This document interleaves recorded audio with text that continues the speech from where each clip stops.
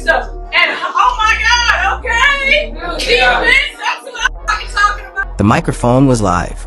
The cameras were rolling. And for the first time in what felt like weeks, Stephanie White stood in front of reporters and praised Caitlin Clark without hesitation, without deflection, and without trying to spread the credit so thin that nobody could tell who actually carried the team. I thought she was great. Not good.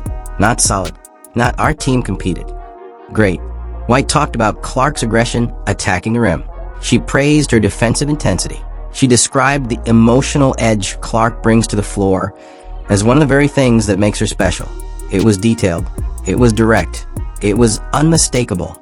And the internet instantly responded with one brutal question. Who wrote that speech? Because this wasn't just another post-game press conference. This happened in the middle of one of the most chaotic weeks the Indiana Fever organization has experienced all season.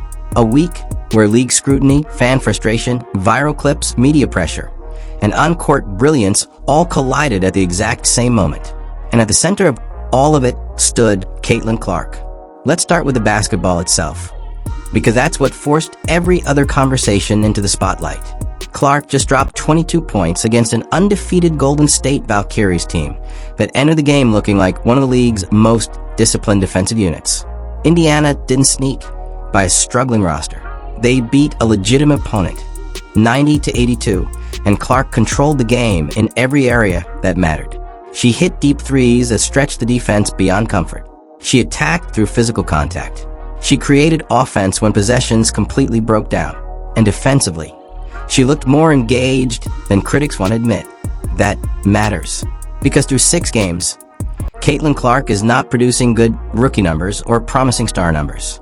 She's putting up MVP-level production, over 24 points per game, around 9 assists, 5 rebounds, elite perimeter shooting over recent games, and most importantly, wins. The Fever are winning games because Clark bends entire defenses around her presence. Every opponent enters the building knowing the offense starts with stopping her. Most teams still can't do it. Now, yes, the turnovers are real. You cannot analyze Clark honestly without addressing them. 6 turnovers per game is high, extremely high. Opponents, analysts, and MVP voters will absolutely use that against her later in the season. But context matters. And this is where the conversation often gets lazy.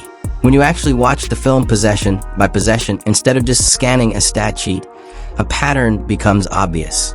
Many of Clark's turnovers happen during situations where Indiana's offensive structure completely collapses around her. Late shot clock possessions where nobody creates separation. Transition sequences where teammates don't match her pace. High pressure traps where the defense knows she is the only true creator on the floor. Those are not random mistakes. Those are system stress fractures. Clark plays at a speed mentally and physically that most players around her still haven't fully adjusted to. Sometimes she attempts passes that look reckless until you realize the read itself was correct and the timing from the receiver wasn't there. That's the burden of being the primary engine of an offense every single possession. And here's the important distinction. Turnovers caused by selfishness are one thing. Turnovers caused by carrying an overwhelming percentage of your team's offensive responsibility are something entirely different. Indiana's offense still becomes too predictable when opponents force the ball out of Clark's hands. The lack of a reliable secondary creator places enormous pressure on her decision-making late in possessions. That's not solely a Caitlin Clark issue. That's roster construction and offensive design showing cracks under pressure. But basketball alone was never going to dominate this week's conversation. Because while Clark was torching defenses on the floor, the Fever organization was simultaneously becoming the center of a completely different kind of spotlight. In the span of 7 days, Indiana found itself dealing with 2 separate disciplinary actions from the WNBA league office. That's not speculation. That's documented fact. First came the league warning regarding the handling of Clark's injury reporting before the Portland game. According to the league's reporting requirements, teams are expected to disclose player injury status within specific time windows so fans, media, and opposing teams receive transparent information. Clark reportedly did not appear on the required injury designation before being ruled out shortly before tip-off. And that mattered because fans had already bought tickets. Families had already traveled. People made plans specifically to watch the biggest draw in women's basketball. The WNBA reviewed the situation and issued a formal warning. That warning matters more than people realize, because once a warning exists on record, future reporting issues no longer get treated as isolated mistakes. They become part of an established pattern. Then came the second issue. Stephanie White was fined after publicly criticizing officiating and suggesting Clark was not receiving enough protection from physical play. Now, to be fair, coaches getting fined for criticizing referees is not unusual. That happens across sports constantly, but the timing made everything louder. Two disciplinary actions connected to the same organization in the same week creates a perception problem, whether the Fever like it or not. And perception is exactly where this story exploded. Because right in the middle of all this chaos, Stephanie White suddenly delivered her most detailed public praise of Caitlin Clark all season. Fans noticed immediately. Social media reacted within minutes. Side-by-side comparisons from previous press conferences started circulating everywhere. Clips from earlier games resurfaced instantly, and one specific memory kept coming back. The Washington Mystics game. The game where Clark erupted for 17 fourth-quarter points and basically dragged Indiana back into contention almost by herself. The game that felt like a superstar announcement on national television. Afterward, many fans expected Stephanie White to center Clark's performance in the post-game discussion. Instead, the comments were viewed as vague and generalized, team-oriented, careful. Some fans felt Clark's impact was strangely minimized despite everyone watching her completely take over the game. That frustration never really disappeared. So when White suddenly delivered detailed, direct praise after the Valkyries' win, many fans didn't interpret it as natural evolution. They interpreted it as damage control. That's why the internet reaction became so sharp. People weren't reacting to one quote. They were reacting to accumulated memory. And then Caitlin Clark added another layer to the entire situation with one single word: insane. During a media availability, Clark was asked about the defensive standards Stephanie White expects from her. Clark laughed and described those expectations as insane. The clip instantly exploded online. But context matters here too. Clark was smiling, laughing naturally. She didn't sound bitter. She didn't sound frustrated. She sounded like an elite competitor describing the intensity of a demanding coach she respects. Anyone watching honestly could see that. But timing changes everything. That word landed during the exact same week fans were already debating White's public treatment of Clark, the league warning, the officiating fine, and the organization's overall messaging. So the internet heard insane and immediately connected it to every existing conversation already happening around the Fever. And whether intentional or not, Clark absolutely understood how media works when she said it. That's not criticism. That's intelligence. Clark operates under a microscope bigger than almost any athlete in basketball right now.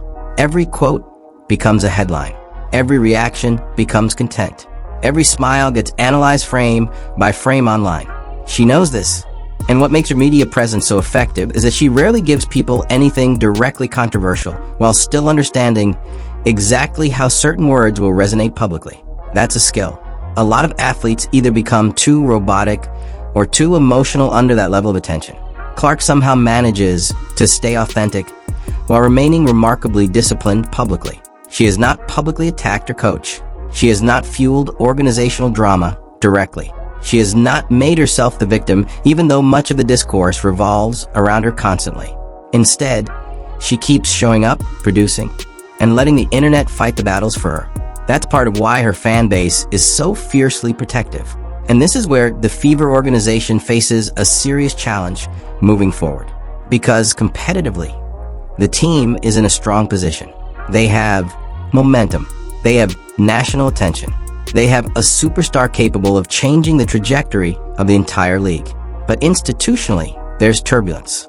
The communication issues, the injury report controversy, the constant debate over public messaging, the perception that the organization sometimes struggles to fully align itself behind its biggest star publicly. All of that creates tension. And tension inside sports organizations rarely disappears on its own. It either gets corrected through consistency or it grows louder over time. That's why the Stephanie White press conference mattered so much. Not because one compliment changes everything overnight, but because fans were watching to see whether the tone had shifted permanently or temporarily. And honestly, that's the real question now. Was the praise genuine? Was it strategic? Was it organizational recalibration after backlash? The truth is nobody outside the building can answer that with certainty.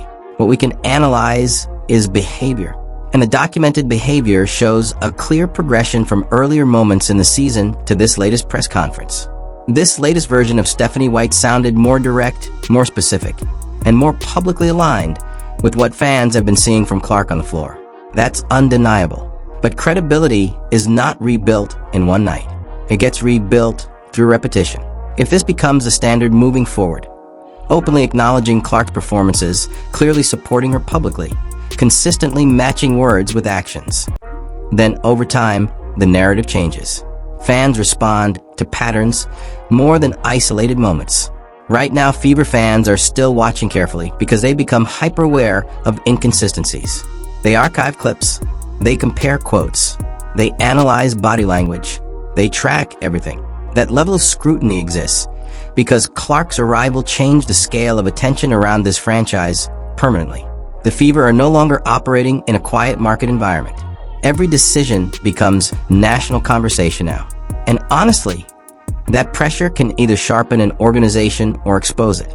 This week did a little bit of both. On one hand, Clark reminded everyone why she's becoming the face of the league. She delivered against a top opponent. She controlled the game. She generated another viral media cycle without losing composure.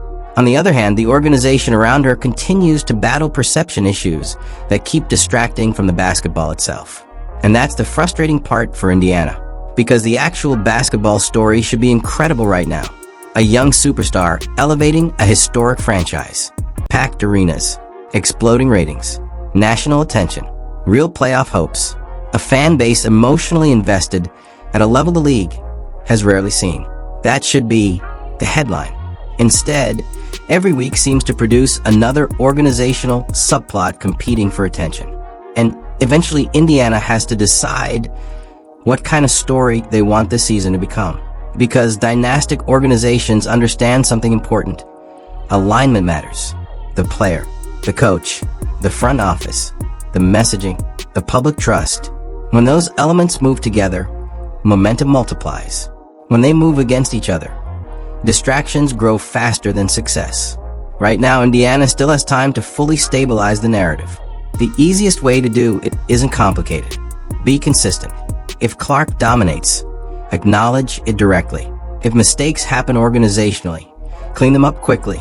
If the franchise believes she's the centerpiece of the future, then every public action should reflect that reality clearly. Simple. And to Clark's credit, she continues handling this entire environment with maturity far beyond her years. A lot of players would have taken the bait publicly by now. A lot of stars would have turned subtle tension into open conflict. Clark hasn't. She keeps competing. She keeps producing. And she keeps understanding the exact balance between saying enough and saying too much. That balance is part of what separates superstars from talented players. Because superstardom isn't just performance. It's pressure management. It's public composure. It's understanding how to carry an entire league conversation without collapsing underneath it. Clark is proving she can do that in real time. And honestly, that may be the most impressive part of this entire story. Not the 22 points, not the logo threes, not even the viral insane quote. It's a fact that in the middle of non-stop scrutiny, organizational controversy, league attention, media storms, and impossible expectations, she still walks onto the floor and makes the basketball look easy. That's why the fan base keeps growing. That's why arenas keep selling out. And that's why every single Fever press conference now feels bigger than just basketball.